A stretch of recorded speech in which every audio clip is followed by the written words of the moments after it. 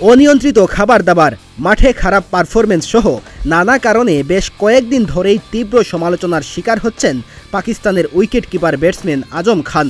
বিশেষ করে তার অনিয়ন্ত্রিত খাদ্যাভ্যাস এবং মাঠে খারাপ পারফরমেন্সের কারণে তাকে প্রতিনিয়ত সমালোচনা শুনতে হচ্ছে। টি-20 বিশ্বকাপে যুক্তরাষ্ট্রের বিপক্ষে পাকিস্তানের প্রথম ম্যাচে তাকে স্কোয়াডে রাখা হয়েছিল, কিন্তু তিনি সে ম্যাচে রানের খাতা খোলার আগেই সাজঘরে ফিরে যান, ফলে তাকে পরবর্তী 2 ম্যাচে স্কোয়াডের বাইরে রাখা হয়।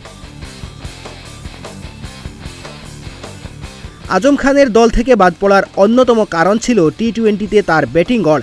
তরুণ এই ক্রিকেটারের ব্যাটিং গড় মাত্র 8। তাছাড়া ফিটনেস ইস্যু এবং ওজন সংক্রান্ত সমস্যার কারণে গুরুত্বপূর্ণ ম্যাচগুলোতে তাকে স্কোয়াডের বাইরে রাখে পাকিস্তান।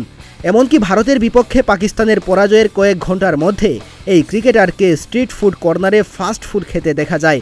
এই ছবি সামাজিক যোগাযোগ মাধ্যমে ভাইরাল হলে ভক্তরা তাকে নিয়ে আরও বেশি সমালোচনা শুরু করেন।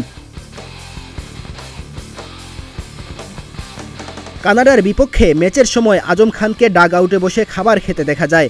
তার এমন আচরণের ফলে দর্শকরা মনে করছেন তরুণ এই ক্রিকেটার তার সমস্যাগুলো কখনোই সমাধান করতে আগ্রহী না, বরং খাওয়া দাওয়াই তার মূল লক্ষ্য। কানাডার বিপক্ষে পাকিস্তান যখন রান তাড়া করতে নামে তখন বাবর আজমের পাশে বসে খাবার খাচ্ছিলেন আজম খান। টেলিভিশন লাইভে এই দৃশ্য ধরা পড়ার পর থেকে আজম খানকে নিয়ে পাকিস্তানের ক্রিকেট ভক্তরা আরও বেশি ট্রল শুরু করেছেন। সামাজিক যোগাযোগ মাধ্যম এক্সে পাকিস্তানি ক্রিকেট ভক্তরা আজম খানকে নিয়ে ট্রলের প্রতিযোগিতায় মেতে উঠেছেন। কেউ কেউ বলছেন ক্রিকেট খেলার জন্য না, বরং যুক্তরাষ্ট্রে অবসর সময় কাটানোর জন্য টি-20 বিশ্বকাপে তাকে অন্তর্ভুক্ত করা হয়েছে।